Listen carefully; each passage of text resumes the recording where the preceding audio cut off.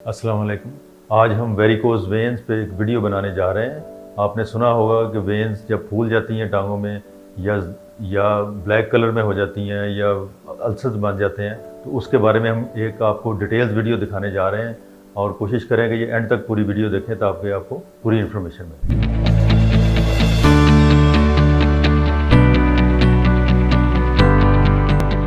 मेरा नाम डॉक्टर इलियास सादिक है। मैं वैस्कुलर सर्जन हूँ और डॉक्टर्स हॉस्पिटल और मेडिकल सेंटर लाहौर में प्रैक्टिस कर रहा हूँ पिछले 10 साल से।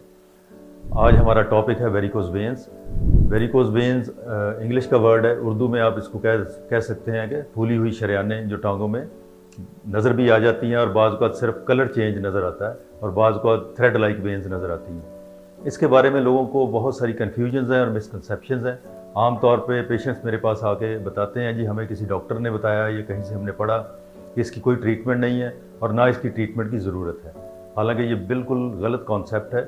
इसकी ट्रीटमेंट अवेलेबल है। ट्रेडिशनली इसकी ट्रीटमेंट सर्जिकल तरीके से होती थी, अब इसकी ट्रीटमेंट लेज़र के साथ आ गई है, इंजेक्शंस के साथ भी हो सकती है और बहुत सारे तरीके हैं। लेकिन ये चीज़ क्लियर होनी चाहिए कि इसकी ट्रीटमेंट अवेलेबल है और इसकी ट्रीटमेंट ज़रूरी भी है।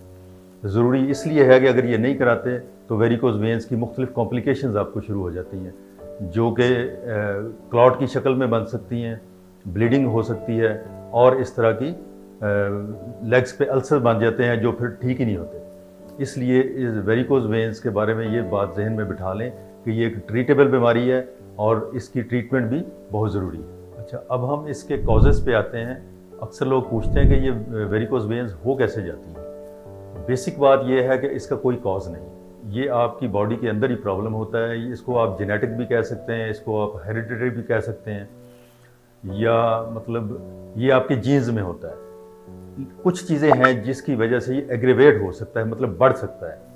मिसाल के तौर पे अगर आपका जॉब ऐसा है कि आपको बहुत ज़्यादा देर खड़ा रहना पड़ता है किसी भी वजह से, या अगर फीमेल हैं तो प्रेगनेंसियाँ 2-3 हो गई हैं, या आपकी कोई सर्जरी ऐसी हुई है जो बहुत प्रलॉन्ग हो गई है और उसकी वजह से आपको कोई डीवीटी वगैरह का प्रॉब्लम आ गया, तो उसकी वजह से भी ये वेरिकोज वेन्स बन जाती हैं।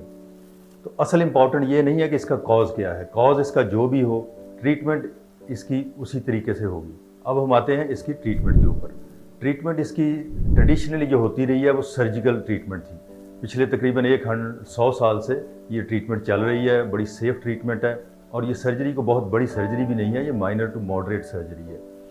और इसमें टांग पे बहुत छोटे छोटे 2-3 कट लगते हैं और इसमें कोई ज़्यादा खौफज़दा होने वाली बात नहीं होती और उसके बाद टांग आपकी बिल्कुल नॉर्मल की तरह लगने लगती है, जब जैसे कि वेरिकोज वेन के बगैर टांग होती है। पिछले को 20-25 साल से नई ट्रीटमेंट जो इंट्रोड्यूस हुई है दुनिया में वो है लेज़र ट्रीटमेंट। उसको RFA भी कहते हैं, लेज़र भी कहते हैं। RFA का मतलब है रेडियो फ्रीक्वेंसी एब्लेशन।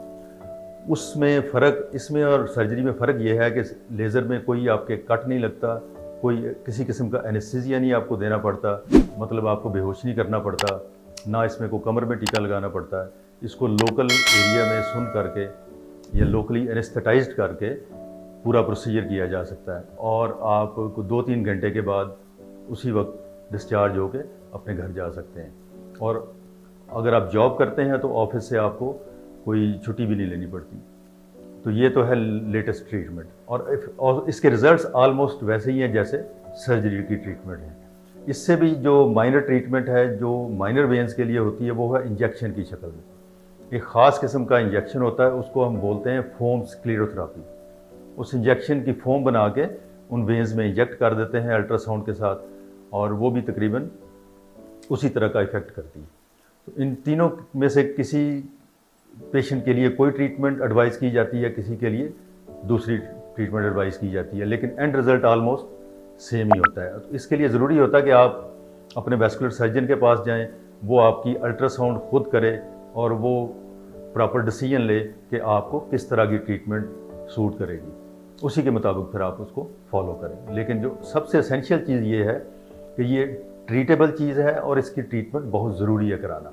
आम लोग ये समझते हैं, इवन बहुत सारे डॉक्टर भी ये समझते हैं कि अगर आप वेरिकोज वेन्स को इसी तरह लेके फिरते रहें और ना ट्रीटमेंट कराएं तो इसका कोई साइड इफ़ेक्ट नहीं है, जो कि बिल्कुल मिसकंसेप्शन है। अगर आप इसको ऐसे छोड़ देंगे तो इसकी मल्टीपल कॉम्प्लिकेशंस आपको फेस करनी पड़ेंगी। और सबसे जो हॉरेंडस कॉम्प्लिकेशन है वो इसके वीनस अल्सर्स हैं, जो बिल्कुल ठीक नहीं होते जब ये एक दफ़ा स्टार्ट हो जाए, और इसमें ब्लीडिंग हो सकती है, इसमें क्लॉट बन सकते हैं और इस तरह की बेशुमार कॉम्प्लिकेशंस होती हैं। और आपको ये टांगों में हर वक्त पेन भी करती रहती हैं, क्रैम्प्स पड़ते रहते हैं, पर्टिकुलरली जो रेस्टलेस लेग जिसको आप बोलते हैं, नाइट क्रैम्प्स भी इसमें पड़ते हैं जो काफ़ी डिस्टर्बिंग होते हैं। इसके अलावा और भी आपको बहुत कुछ जानना हो वैस्कुलर सर्जरी के बारे में या इसकी प्रॉब्लम्स के बारे में, तो हमारी वीडियो देखते रहें। और अगर आपने मुझसे कांटेक्ट करना हो तो आप मरहम के थ्रू कांटेक्ट कर सकते हैं।